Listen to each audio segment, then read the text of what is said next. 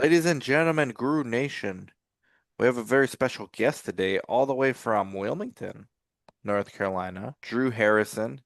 He's the CEO of Synaptogen Group, which I've been reading your bio a little, and it seems like some interesting stuff you guys are doing, and you're branching into which a lot of people have been doing this lately.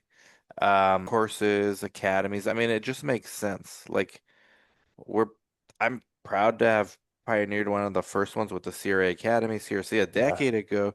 I told Chris and Monica, Chris, my co-author of the book, this is actually how you got to know me, Drew, is through the book. Excellent.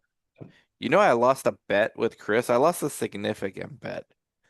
So I would have won something like a couple $100 worth of hats because Chris did not believe the book would sell very well, which I as an outsider, which he basically is, I understood why he felt that way.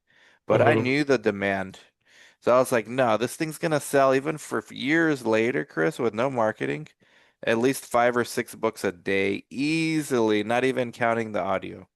And he was That's like, no awesome. way, I'll make that bet with you any day of the week. And Yeah. it's done more than that. On a regular, every day, I lost out a couple $100. Chris got lucky. I wasn't Yeah. convicted enough, and I was like, well, we never launched a book, but like I'm pretty sure it will, but we never actually made the bet, so I lost Oh out. man. Well. The next book, version two. But Version 2, yeah, I'm still debating. Thinking of writing a philosophy book now. I don't know. I don't right, actually. But I want to talk about so first of all, man, you have been like an inspiration for me. So I used to watch your YouTube videos Thank you. like a long time ago, and then I ran into your book, and I actually have bought many copies for the teams I've worked with, and then I used to have one on my shelf here, but you give it to Yeah, you people, give it. Yeah, yeah. and but I do have it. Well, I mean, I'm Thank not, you. but this is audio That's my version is favorite also version. cool. I like the book version because I can highlight like specific things that I want to learn, go deeper into. Mm, But this with you and Chris, with it being interactive, is funny. It's very cool. It makes it interesting, and it's awesome. Thank you. Yeah, we tried. That was the vision for the audio. I always felt that would be a better product than the actual book. But the book, you're right, you can highlight, you can give away, you can study, which you Yeah. can't do on the audiobook. So really, you got to get both. There's my plug for the book for the rest of the year. Get both. Thank you very much, Drew, for Yes, coming on. absolutely. Um, Thanks for having me. you have quite a career, and Drew's LinkedIn profile is underneath, but he's from the heart of Research Triangle Park. Well, Wilmington's not really the heart, but it's considered, right? Like RTP more or less, Well, even though it's we're not. 2 hours away. Yeah, Yeah, yeah. yeah. Mhm. The surrounding area. And your career has been prior to, going solo with Synaptogen, where you're the founder and CEO, PPD, and you were there like almost 5 years as a senior director. Uh, Prior to that, Aperio. Prior to that, it looks like Quintiles before they even changed their name, which was a horrible branding move. But I thought Quintiles was the perfect name, Yeah. and I mean, it's they like just changed it. PPD, Quintiles, the kind of the big ones, right? Yeah, It's the Wilmington, North Carolina kind of back in the day was like who can do great CRO services, but who can put on the biggest marathon and Ironman at the same time? It was just kind of like yeah. And you you were know. in the thick of it. Like Mhm. back then, today's CROs are very different, even though they're the same companies, but they're at an interesting crossroads, and maybe we can get into that as well. But are you Yeah. allowed to speak freely about your opinions on those Yeah, organizations? I might punt to something else, but if it If depends you on the feel if it's question. too hot, just punt it. You know Yeah. how in NFL, like sometimes on third and long, they do a quick punt? Yeah. Like you can do that too. Yeah. Yeah. I'll pitch something else. I'll plug something of yours or, bourbon or something else. All right, let's go with a hard one for right off the bat. Right. Which one was a better place to work, PPD or at Quintel's? Man, I believe PPD because I was there the Ah, most. okay, Right. I okay. was there when I started my career. And so in clinical research. And then I went to Quintiles, IQVIA now. Hmm. Great. I mean, I'm sure they're a great CRO. I've run up against them in business development, but I went back to PPD. And so I've got a kind of a unique story because I've had health issues in between things. That's kind of Okay. my daughter got diagnosed with something, Oh man, not have a treatment for right now. And then, so there's gaps you'll see in there. I see. Yeah. So, and I also just wanted to be able to, once my daughter, so I didn't answer your question, PPD. No, you answered. You answered. Fair enough. Uh, There's a lot in between, and so whatever you feel comfortable sharing, but business development has always been interesting to me, Mm-hmm. and I think it's a very select and niche group of people that do that. And you guys all run into each other often. And we're friends, You're friends. yeah, yeah. Like, how does it really work? Hey, why don't you join us instead? Or, hey, Eli Lilly's hiring. Or, I mean, is that the yeah. kind of conversations you guys have here and there? Or Yeah, had? yeah. I Had? mean, yeah, like especially at conferences, That's all there um, is to do. Drink and drink talk. and meet with your clients and maybe some sites and other vendors and things like that. But we become honestly a tight knit kind of community, Yeah. and there's space for us all, in my opinion. I think we just become like, hey, man, I think I've punted things to other BDs at different CROs where it's not the right fit. And I think people need to do that more often, because at the end of the day, if, it is, to me, it needs to be about the patient and the fit to get that trial done properly and Yeah. get it to the drug to the patient as fast as possible, because they're counting on us, right? So I speak real loudly about that now in advocacy. I have a podcast too, Dan. I don't know if you know it, Beyond the Data. I saw that. Yeah. I saw it on the LinkedIn So, clinical research podcast, Beyond the Data podcast. you know, and that's where we're just real raw, bringing patients. Rare disease is kind of one of my focuses. Um, Yeah. and so, yeah, Rare disease is something that's gonna gain more prominence with, I think, I with hope. this new administration. That's clearly explicitly stated multiple times by different people. Ma Macri, RFK himself. Mhm. So That's hopefully right. Yeah. there's purportedly all this AI is to help those kind of unmet diseases and conditions. Right. Right. And that it goes back to, like you said, education, doing certifications, and keeping up with it, especially with AI now. And you already drink? Did I see? Is that a soda or This is a coffee. This is okay? way too early on the West It's Coast like to a have a. Guinness. Yeah, it looks. This is how I drink my coffee, black and like a stout. I like the nitro. You have a drink to plug, right? The Yeah, I do. bourbon. Yeah, so I have we've got a BizDev. We gotta do BizDev, man. You biz see, you dev. gotta come to SOS. We had a whiskey tasting this year in Oklahoma City. This We'll guy do it. brought like some local whiskey and people taste it. So if you come out to San Diego, just bring it's bourbon, right? Yeah, this is Cook's Mill uh, whiskey, right? Ooh. And it is not my company, but it's a Ah, North okay. Carolina bourbon Okay. that I'm involved in it, right? And so True doing business about 100. development right here. I mean, bourbon and drug development, they go together. Bourbon and But life sciences have to go hand I in mean, hand. you got to sleep at some point, right? There's actually, especially amongst the CRAs, this was like a dirty little secret. Like, you know, we all love drinking. Like, well, a lot of us love drinking in our industry, take some of the edge off.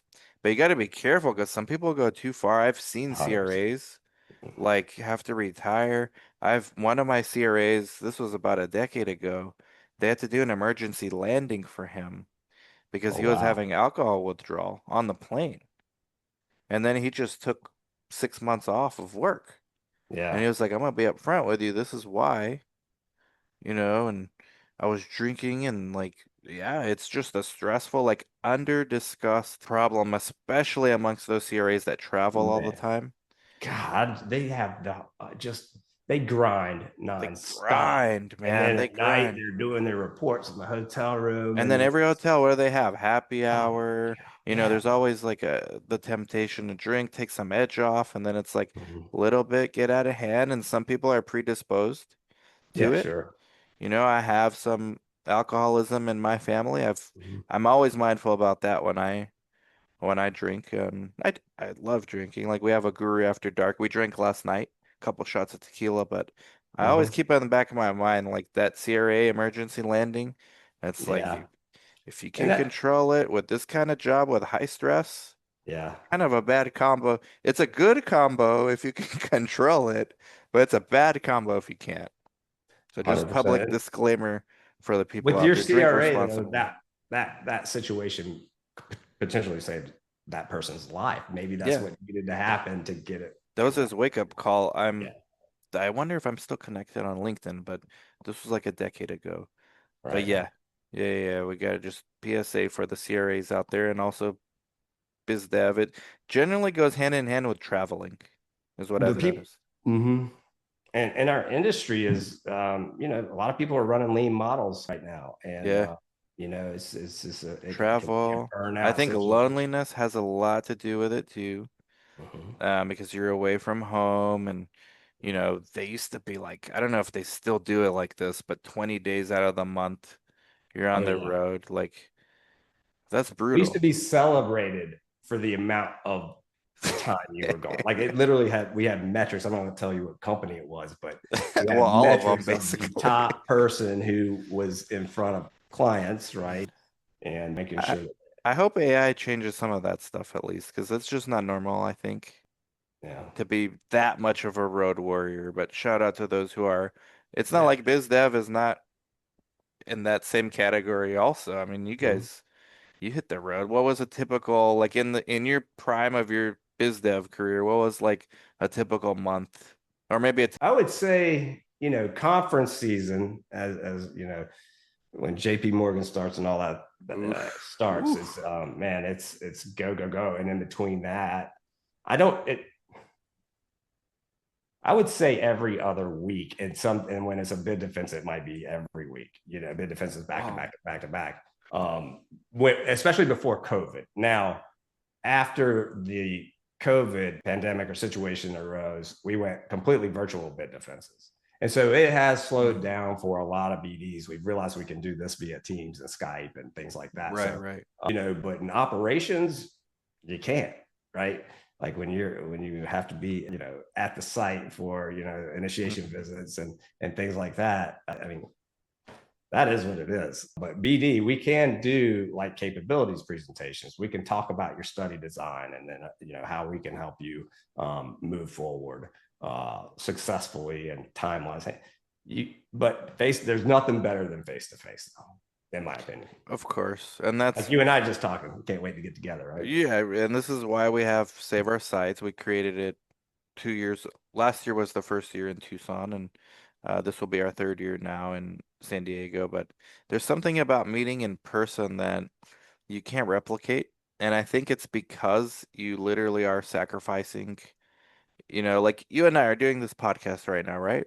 We're Mhm. sacrificing an hour of our time. And then I'm here, like my living room's right there. When you travel, you're committing like 2, 3 days. Right. 100%. So there's just that's a more of a sacrifice. So the fact that our time is limited and there's scarcity there makes those interactions, I think, more meaningful. Um, Yes. but you can definitely overdo it, and then you get burned out. And Hmm. um, we know a lot of people like that in our space. So I hope AI and tech kind of takes some of that worse stuff out and just gives us healthy balance because it is fun to travel still. It's just not fun to travel like 30 days out of the month. Yeah, exactly. I mean, the perks for the airline miles and all that, that's cool. When I went down to not having any status, I was like, yes. That's the true flex. I was like, okay, I am home. But at the same time, yeah, there's definitely some perks to it, and it takes a certain personality, a certain drive, Yeah, grind. yeah. Um, yeah, The that's cool. ultimate flex is to be able to not need those perks, but to just pay it for yourself, from your business. Yeah. At one point, I don't think I paid for hotels or planes like straight for 3 years. You know what I mean? And that was flying my kids with me. Yeah, yeah, yeah. That's the ultimate flex. So you went from biz dev to for quite some time, and we can circle back to it, but um, founder of Synaptogen, which is a basically consultancy group Yeah. for So early if drug development, or just you want to explain like first of all why and then what you yeah. guys do? So yeah, why don't I kind of tell my story a Yeah, yeah, little, yeah, please. right? So if that's okay. No, of course. This is what Yeah. this is for.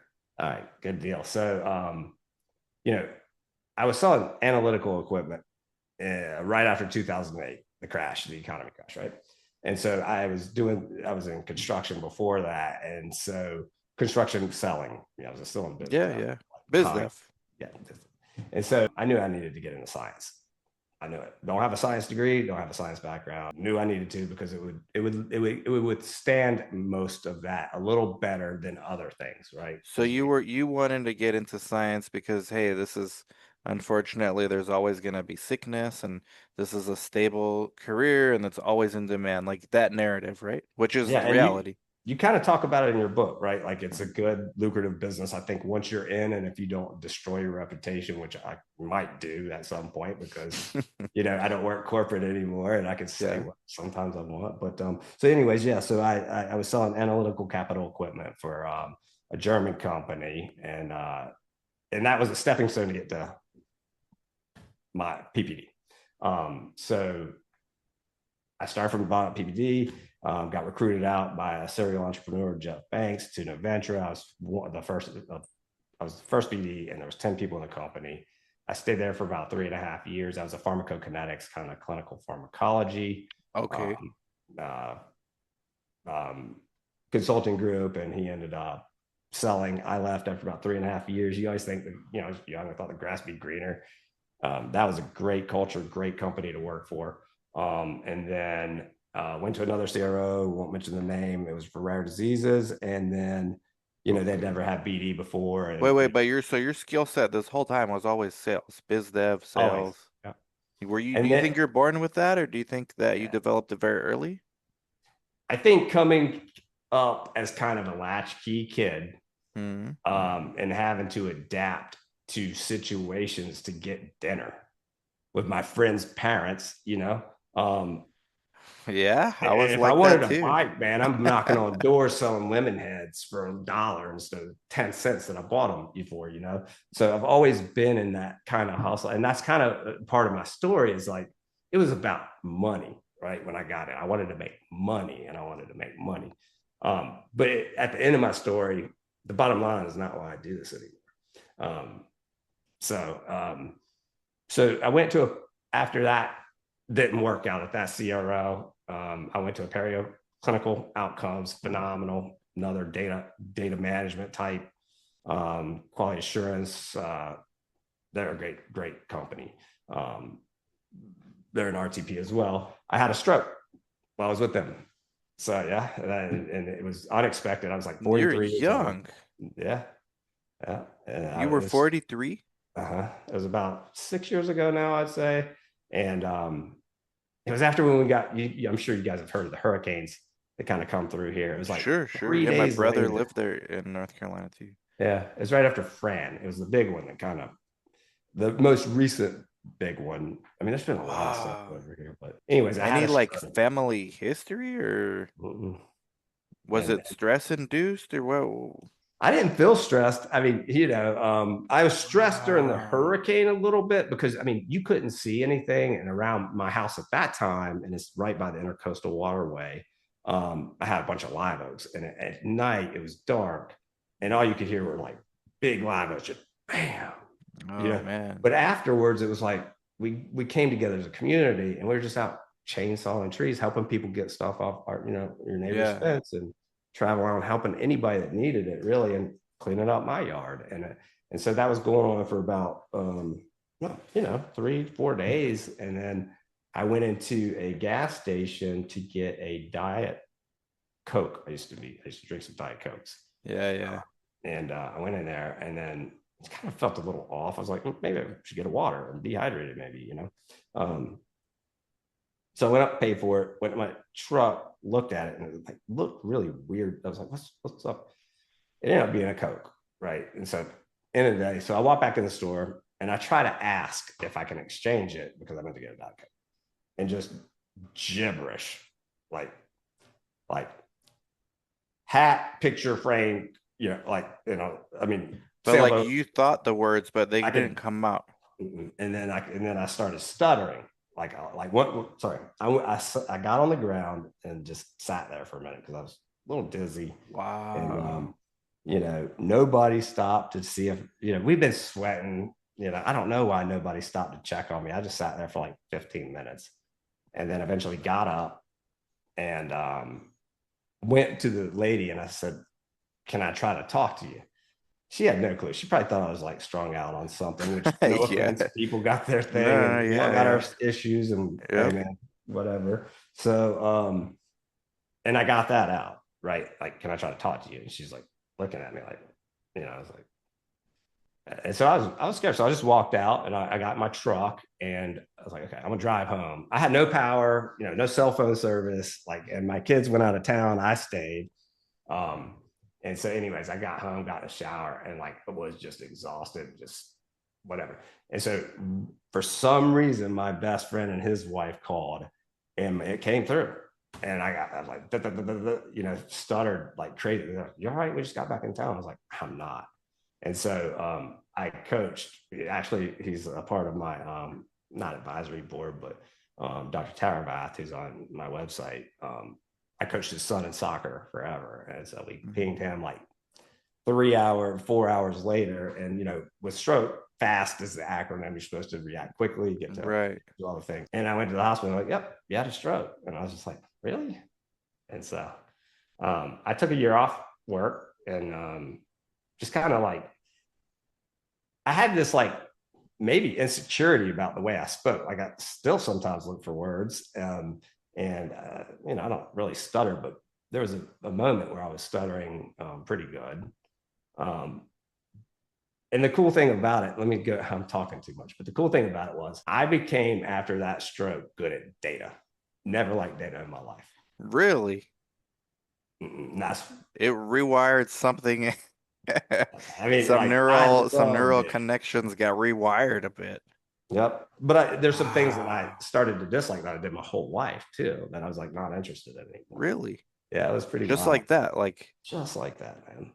And so it was interesting. So I then wow. went back to, I'm not going to say their names, but you know who you are.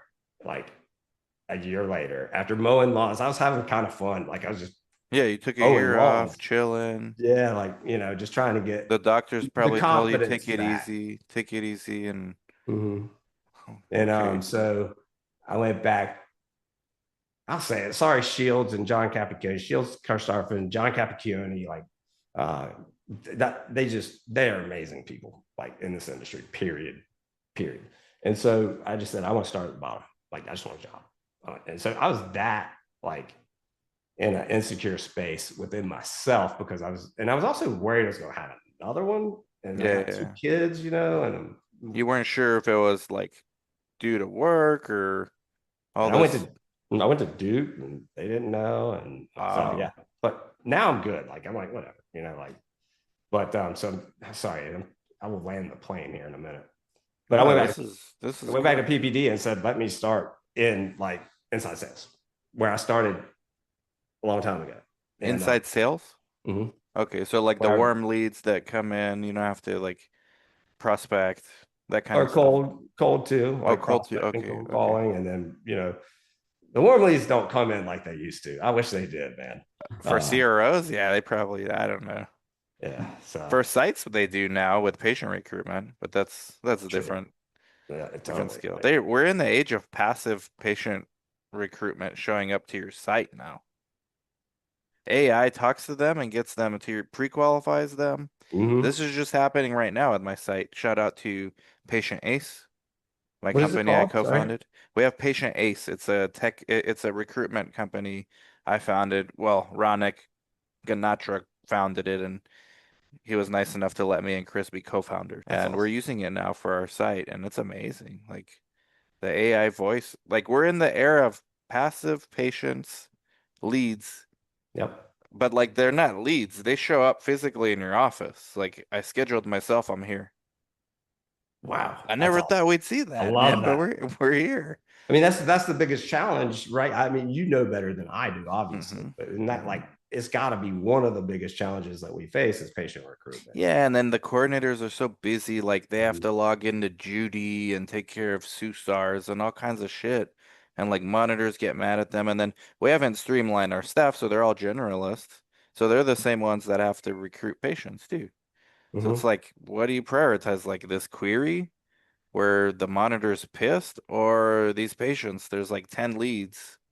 So we got Yeah, trying to figure out a way for AI to kind of take out some of that slack. yeah, no doubt. I mean, I feel like people are really trying to you know figure out how to streamline that and also mitigate Yeah, yeah, dropout and yeah. things of that nature, and make hopefully make the patient experience like Better. better, right? And within a clinical trial But setting. sorry to take you off the tangent. So No, that's all right. I got you derailed. So you were then went back to do inside sales.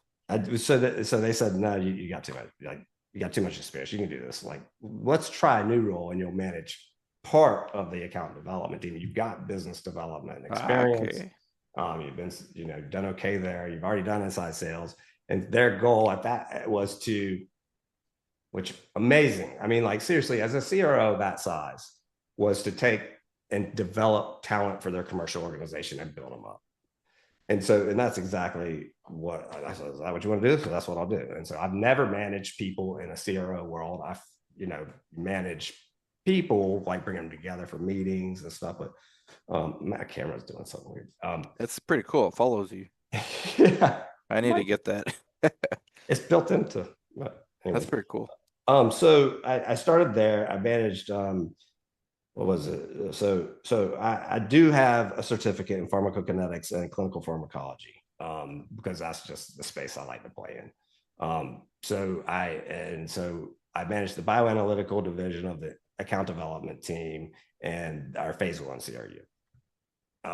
So we started there, and then over time, decided that I wanted to go support phase one CRU. So they called me, said, "Can you come take this position?" It was Boston territory, and I was like, "Yeah, let's go." I need to make a little bit more money now. So what was CRU? What is that stand for? Clinical research unit, so like Ah, healthy okay, gotcha. volunteers, yeah. Okay, okay. And so I did that for about 7 or 8 months, and they wanted to hire somebody in Boston. So I don't know.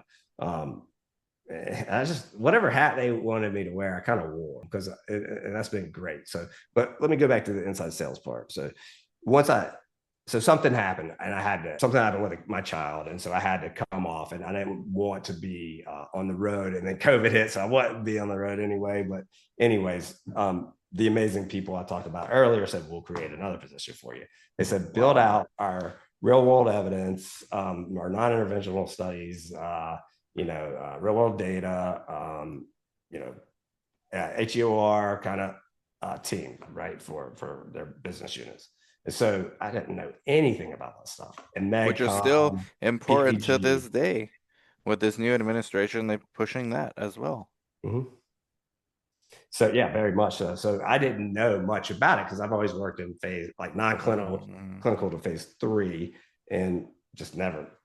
It's like the inverse of real world evidence. Like you're in the early stage Yeah, stuff. and it's Mm, huge, right? Like you can make some really good decisions, yeah. business decisions with a lot of this information, as well as agencies want it as well. So I had to learn it and develop that team, and then my boss moved somewhere else, and I said I want to, and I applied and interviewed to take over the 32 member account development team, and did that for a year and a half or so, globally, and it was awesome. I mean, we had the best team. I mean, sorry to all you out there, but I mean, again, build talent for your organization internally, and that was the thing. And so when I spoke at the last sales meeting I went to and gave the awards out, and I saw the BDs getting President's Club and BD of the Year. They all came from our team. So watching them grow into their careers is one of my favorite things. And then so about 6 months into taking over this team, my daughter started having seizures every day. So a single dad, she lives with me, Ollie, and at 17 years old. Yeah. So I'm You trying to started the seizures at 17? Mm-hmm. And so we deal with it, and like the diagnosis they gave her, it's got many different names, and then just I've never met anybody with that. I've never heard of that diagnosis, and it's very common, and because it has so many different names, you never know, right?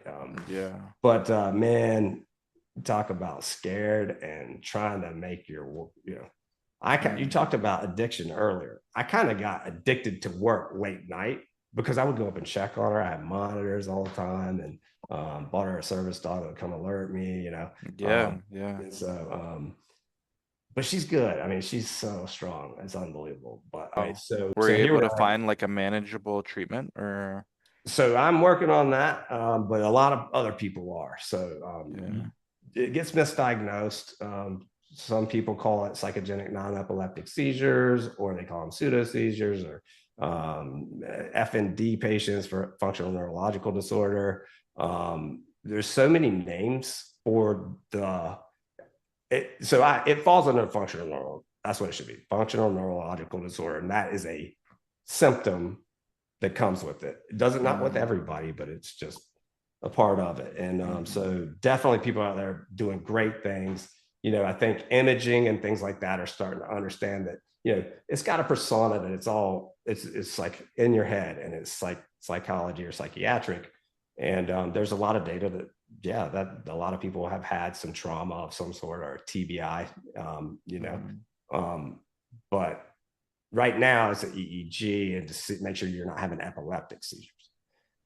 So yeah, so I've learned a ton about Wow. this in the past, because I mean, literally for a year driving around, like flying to San Francisco to this unit that sold me a bed, said they knew everything about it. Well, they didn't know crap, and sold me a bed. And she's having seizures on the plane all the way over there. It was terrible, Wow. Went to Chapel Hill, went everywhere, just trying to figure it out. And now I work with some of the most amazing people. They're starting to do discovery on their animal studies for that indication now, which they don't do a lot. But the cool thing that I'm now finding out is not just in my head, because there's a real thing when you're, and I won't, I don't like the term we use in the industry, and we can talk about that too.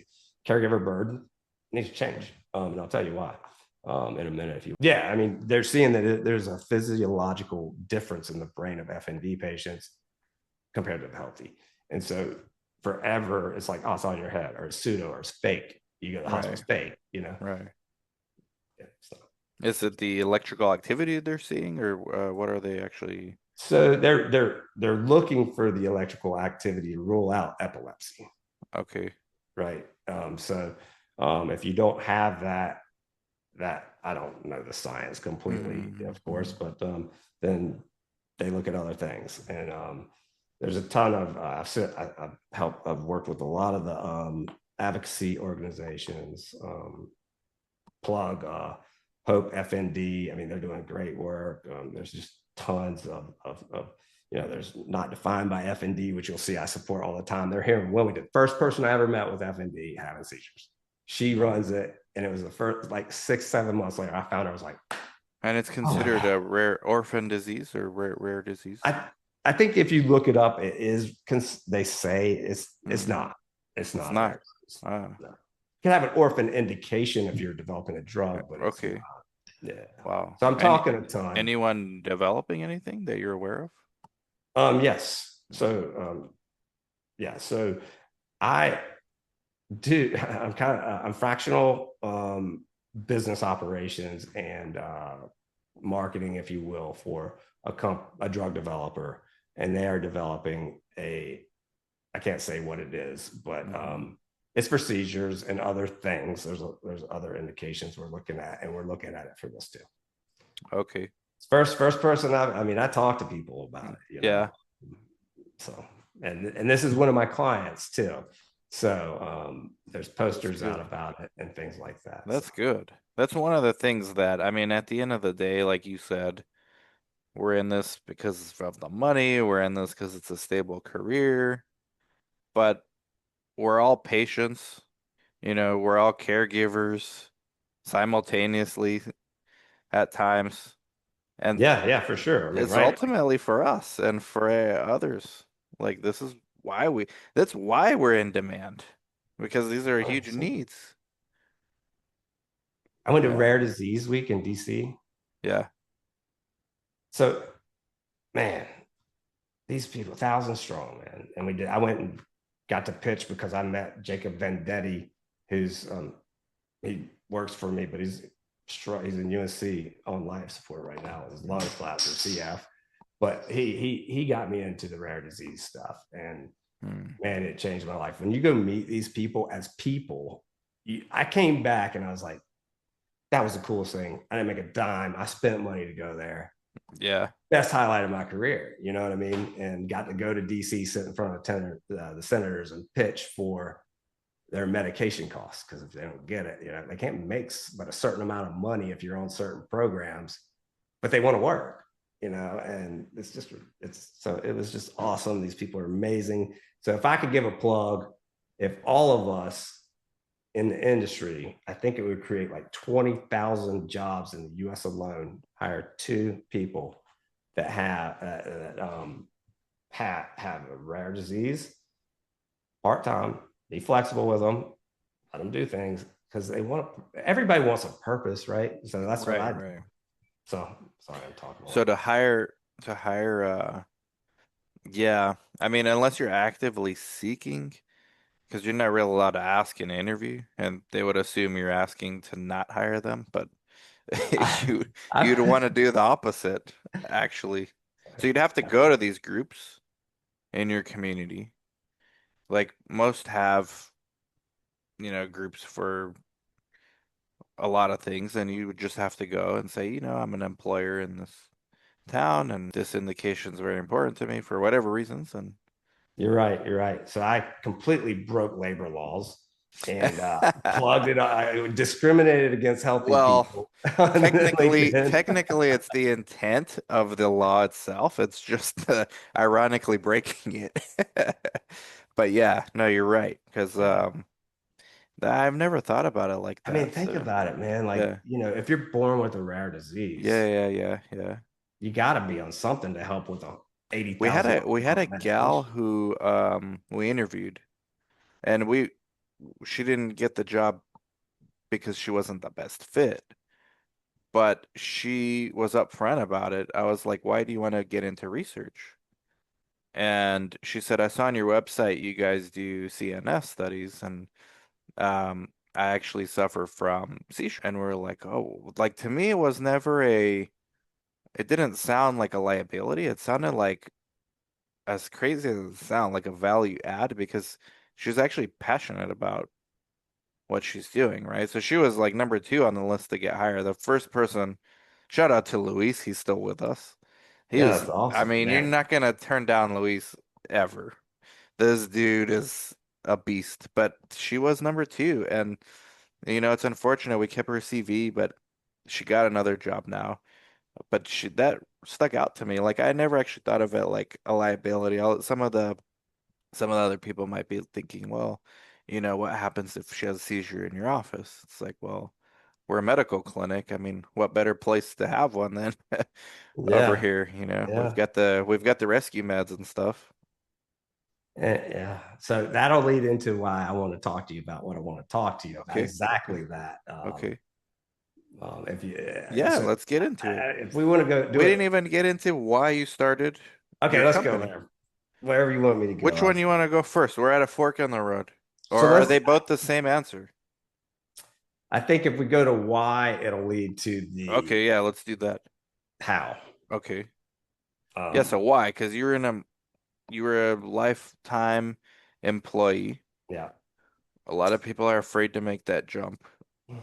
A lot of yeah, people refuse, especially like the enemy of great is good enough. I assume you got paid good enough. Most people don't want to Most people jump ship if they're not getting paid good enough and they're like, yeah, I could be great. But if you're good enough, that risk is too big to make the leap to great, Yeah, yeah. right? And you were there. You were, what I imagine, you were getting paid good enough. Like, why Mhm. would you? Normal people wouldn't make that jump, I don't think. Yeah, I mean, for me, great job. One of the best jobs I've ever had for sure that I left.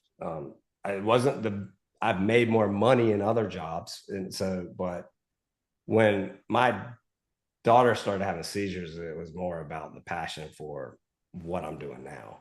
And actually, Mm-hmm. when I had my stroke, it kind of was like, man, I want in on that study. Like Mm-hmm. somehow, like I want to Mm-hmm. be a part of the strategy or whatever. You just become passionate about your own health when you do the research or your kids' health or your friend's health or your mom's health.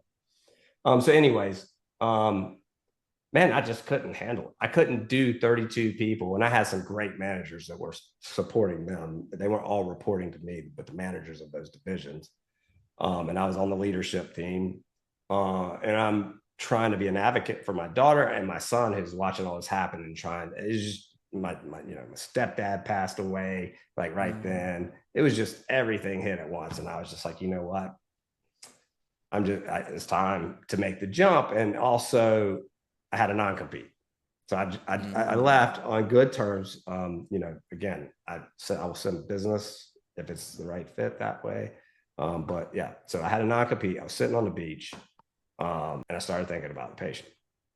It was just coming to me, and I was thinking about my daughter and what we went through. How confused we are, and I was just, it sucked. I mean, it still sucks sometimes. Um, so I said, I'm just going to start consulting, you know. Didn't know why, didn't know where. And so, um, great friend reached out to me. And I was going to start, I'm still thinking about starting two sites. I'm trying to. So I watched your YouTube channel on, I Okay, think okay. I Googled, where's the easiest place to start in entrepreneurship in the clinical industry? And I think it was yours. Yeah. You were like, start sites, Of right? course, yeah. Yeah. But It's why the should I? You got easiest. them all. It's one of the Just, least most frictionless way to start. mhm. And right now, the tailwinds are all pushing towards sites like private equities putting billions. CROs, IQVIA just paid over $1 billion with a B for a network this year. That's A awesome. billion. Yeah, man. So, and then rare disease sites are popping up because of the new initiatives with a new administration. Mhm. So, yeah, yeah, this is I think all roads can start and lead to sites. Me too. So I'm hoping to. I have two sites, physician led, Okay. neurology, sleep, all these, yes, seizures, of course, Yeah, yeah. TBI, sleep Yeah. disorders, depression, anxiety, PTSD, like all the Whoa. things that I have. No, I'm kidding. Uh, Congrats. That's no, yeah. So we're working on that, but that's kind of not the priority. I didn't know what I was going to do. I had a mm, person pay me to help him get his company to a BD scalable place, right? yeah. And so I didn't know what I was going to do. And then just at the advocacy, I knew I wanted to be an advocacy and patient part of things. Um, so I came up with this idea, and I don't know if it's going to work, but I'm going to do it. Yeah. I'm going to try it. And so basically, my thing is in rare disease, especially after meeting all these people at Rare Disease Week, and thanks to you, RDLA and all the other people who had me there, that if the people all want to work, they know, and they know research. A lot of them know a little bit about research. And my thought was, okay, hmm I've been in business development this long, um, and I've never had a patient sit at the table with me for a strategy. I hate to call it win the study, but yeah, like early on, why aren't we paying these people who know it better than we do, They live um, it. live every day? Like I Yeah. want somebody to do that. My daughter, like I want to do that to help my daughter get the drugs to, you know what I mean? Like, so what if we paid them or sponsor paid them to look at, to form a focus group of You might not get a huge focus group. Just look at the protocol, right? And say, is this feasible? And, you know, are the tools that we're using to keep you in the trial going to keep you comfortable, or could we do it better? Or do we need to decentralize it? Things of that nature. So this is something that we're doing at Synaptogen for free. We're going to do a course on clinical research. And it's I got so that's where the okay. course comes in. The course on, and hopefully I'm going to get to use your book as some of Yeah, the of material. course.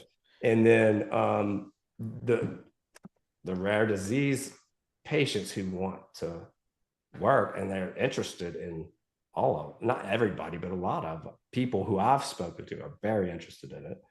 And then you're not giving them a gas card. You know what I mean? Like their Yeah. advocacy, like they need money and they are a huge part of our success. And Well, so, look at all the, it makes sense. I mean, look at I invest in a few biotechs and they like after phase three, when they submit everything and sometimes during, they get involved with the local advocacy groups and they use the advocacy groups to kind of make noise to the FDA. Like, hey, yeah.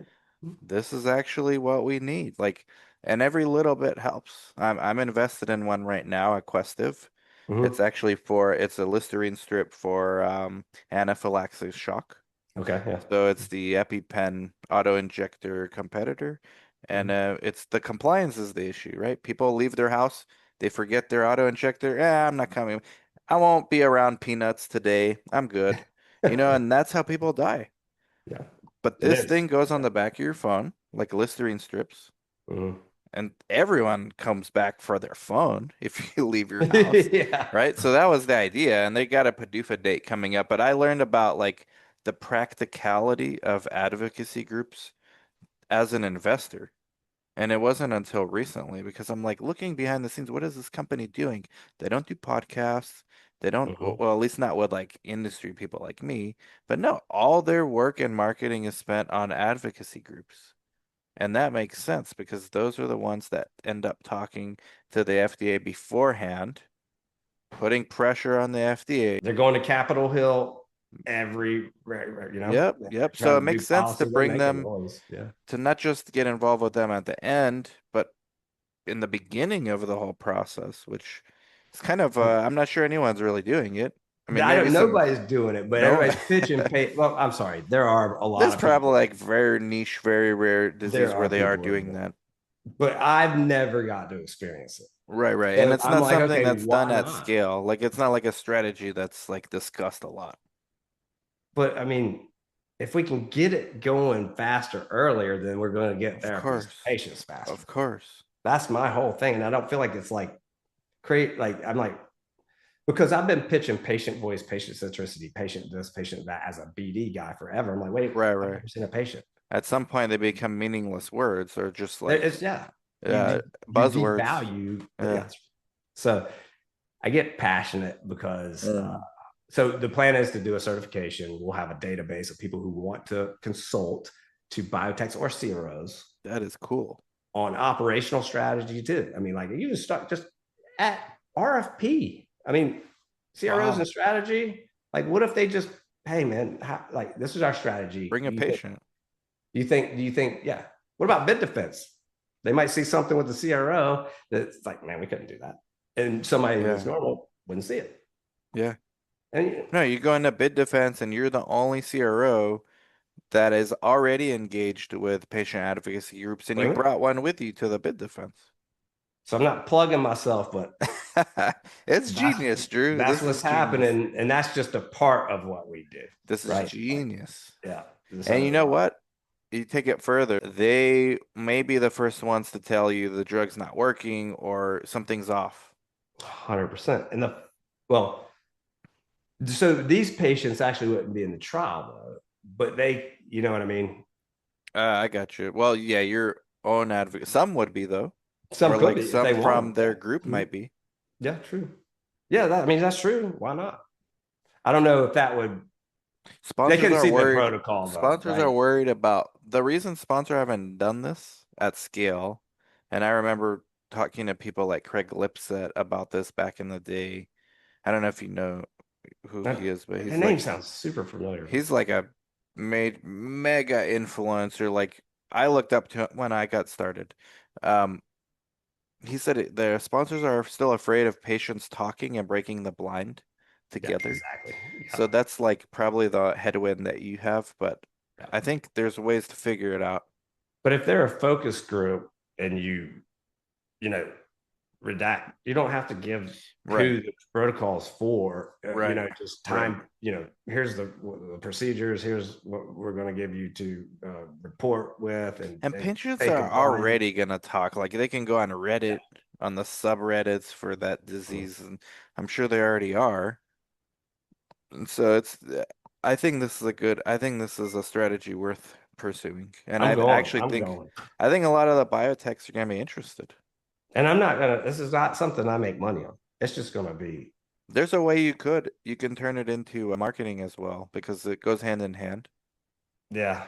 Well, so the way I look at it is, at some point, right? Like you got a big database, right? Yeah. And you got to worry about that too. There's some compliance with that, but you got a big database of people. It's really just a database of At the people end, you. it's like PR. I mean, look at Aquestive. Like they had to probably had to pay a group to identify the important or most important advocacy groups around that indication, the Mm-hmm. most important media, like the small blogs you never heard of, but patients with anaphylaxis shock experiences Mm-hmm. read. So Mm-hmm. somebody's got to do that dirty work. You're already doing it for them, and it's already included in everything else you help them with. Yeah, I'm super passionate, and it doesn't have to be rare disease, guys. I mean, Yeah, you can expand it to anything. yeah. I mean, that's No, just this is good. This is a passion. new paradigm, man. I think this Yeah. is you're onto something. It makes sense because you were telling me about the course on LinkedIn. I wasn't sure. I'm like, yeah, everyone's doing a course, but this is this is Certification to give them more yeah, yeah. knowledge No, about the no, this is clinical great. trial, and then they can provide input based on their real world And experience. who knows what 10% of those people might look at research as a career at this point. That's the idea, right? I mean, You could get coordinator. yeah, man. Like sites need coordinate. We're hiring my wife, who's our HR. She's on Indeed right now, like filtering through candidates for an upcoming role because we're losing a coordinator. Or like patient recruitment. I mean, like, right? Yeah, Wow. yeah, Our social media. I mean, the people, the younger generation, they just know this stuff so well. I don't. I'm yeah, like, I don't know anything, right? yeah, yeah. No, well, I you have know developed a enough. platform too that goes around with pharmacology. So that's two branches, right, of my business. Well, you know enough because you get this and you get that podcast. Like you're definitely in the mix. So that makes sense now. So now, put like our little message. You're like, what Yep. are you talking about? Yeah, I want to use your book to be like part of the education, and at the end, they get the book or the audio, and then we do a course. I don't know yet. I have Kenna Hmm. McAvoy, who is an employee of mine, is running this, kind of setting it up for me. Gotcha. And so my thought and her thought was, okay, let's do this biannually or quarterly. I mean, I don't know. And then use your book for the course, like take the key bullet points, PowerPoint, right? But then read the book and then make a little test at the end based off of. This makes a lot of sense now. So the business is from September 24, so it's relatively new. We're recording this in July of last day of July of Yeah. 2025. Yeah. Um, how has business been? Startup. This is your first experience as a business owner. So what compared to biz dev, you know, how Man, it's would you hard. compare the two? It's hard. Um, you know, biz dev is hard too. I mean, like I think biz dev can get a bad rap sometimes. They go out and Yeah. make all the money, but man, it's hard too. But yeah, I didn't know what I was doing coming in, right? And you gotta have money to start a company, and I didn't realize how much money I was going to end up putting into it. And I've got like 6 employees and six Six 1099 employees. consultants. Wow. I've developed a platform with coding AI. So the other part of my business, real quick, is pharmacokinetics, non-clinical, and a company that I partner with and pharmacokinetics and non-clinical drug development to get to patients. And then the pharmacokinetics go all the way through and First model. in rodent, I see on the Mhm. LinkedIn. Okay. Mhm. So I needs any, inexpensive lab under one roof. We can handle, my partner of ours can handle from the formulation work to first dose to simulations of repeat dose, and then do the right repeat dose studies, which will get you to all your pharmacokinetics and safety, more data you get, and get you to your IND into patients. That's us, and that's all under one roof. That's one of my The people partners. that have been interested so far, or maybe have shown interest, are they small biotechs or like what is the profile of a client? It's across the board for this company, and the consultant I work for also consults for with us. So Hmm. um, it's across the board. I mean, it'd be big pharma, but most is it can go from academia, because they have the lab, they have the BioA, they have the CMC, the storage, everything under one roof, and so it makes it efficient. So that's kind of my deal with is just how do we make it faster, but keep data integrity, right? And So science. far, I have to ask because Darshan Kulkarni will kill me if I don't. Is the new FDA administration so far more of a tailwind or a headwind for your startup, do you think? For mine, I don't think I've experienced it yet. Like we have Okay. consultants who are doing submissions to, for NDAs and even and mostly NDAs, but I don't know that we've experienced. But Like I'm not in it enough.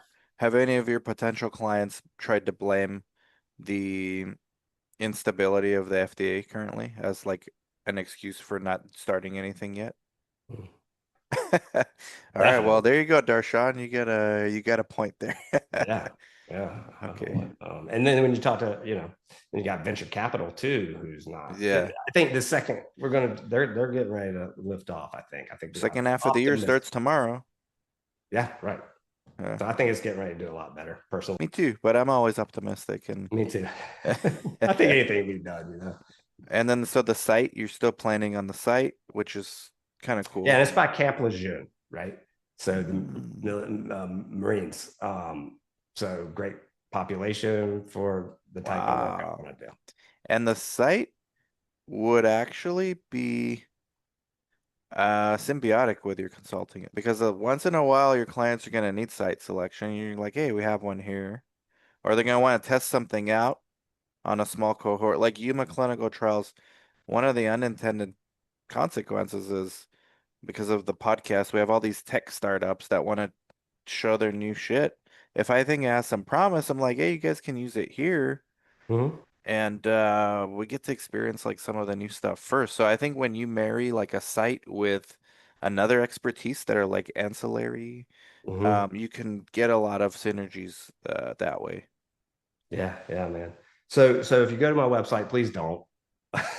Uh, We're about we'll to have redo your it. LinkedIn underneath, so Thank you. people will go So to Drew's LinkedIn.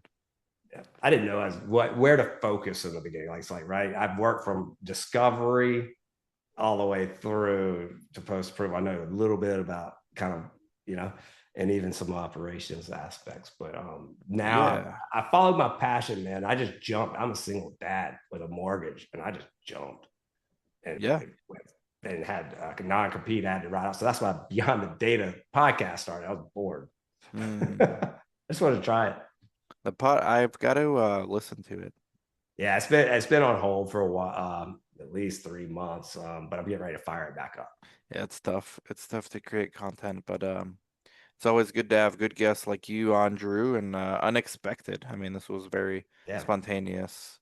I Can actually I had some plug you time for a today. minute? I gotta plug Of you, course, of course. man. So literally, you've been a huge part of why I jumped. Because I was like, okay, I'm not saying the companies I did work for before weren't doing it right. They do it well. I just Mhm. think we can do it. The whole industry can do better. Period. I mean, right with anything. But I was just staying up at night and watch your YouTube and now other people's too, and then stumbled across your book. Didn't know it was you. from the YouTube. I didn't put two and two together. Yeah, yeah, And yeah. then I remember quite long ago, probably about what 2 years ago, you were live, and I was like, I dissertation while you were live. I was like, man, you've been a huge inspiration to me. So just thanks for all the content and the real raw truth in the content. And so thank you. And then Thank to you, your man. sites, y'all contact Dan. Thank you. I appreciate that. I mean, yeah, at the end of the day, why am I going to do a podcast if we're not going to speak freely about certain topics? And Yeah, eh, man, I'm thank you. I'm never getting a job again in the industry, Drew, so this got to work out. I hear you. I hear Going you. solo's got to work out, man. Well, that's why Uh, you invest in bourbon too. there you go, man. So we'll have the links to Drew's LinkedIn, and then you guys can. I really think this is something unique. They even wrote about you on the Wilmington Biz. I have the article in front of me, but it's on his LinkedIn. It's pinned to his profile. So if you want to get like a quick snippet of kind of some of the stuff we discussed here, Yeah. it's on there. This is interesting, man. It'd be really cool to follow you and introduce some small sponsors to you as they come across my way. Be awesome. And I'll do the same, you know, Thank for you. your sites. And again, man, you're a big part of why I took this jump. And you're going for it. You've been going for it for a while because I've seen the Yeah. dates on those YouTube videos. Yeah, I've been a lot younger when we started. Yeah, well, you're doing great, man. And thanks for all the inspiration. I appreciate it. Thank you for having me on your show. Thank you, Drew. Everybody go connect with Drew right now.